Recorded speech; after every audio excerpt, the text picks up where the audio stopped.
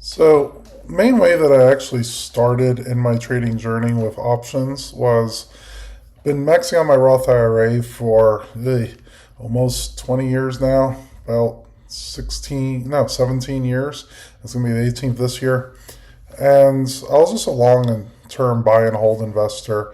I'd buy a good amount of ETFs, but some individual stocks as well. And I just kept accumulating shares every month. I would do my automatic contributions into my Roth IRA. Day after I get paid, goes into the Roth IRA and bought the shares.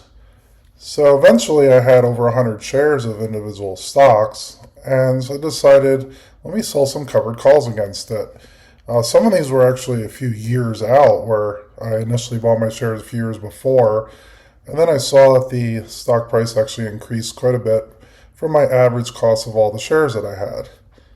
At that point, I decided I could easily lock in my gains, selling a covered call, and also take in premium. I would typically sell them a little bit out of the money, around zero point 0.2, zero point 0.3 delta or so. And then if it was called away, I was perfectly fine with it. Locked in a good gain, took in premiums, and in a Roth IRA, it's not even taxed anyway. And gains aren't taxed as long as you don't take it out after 59 and a half. But definitely talk to your CPA about that stuff. Anyway, by doing that, you could take in more premium. And what I first initially did was bought a few extra shares of stock with the premium I collected.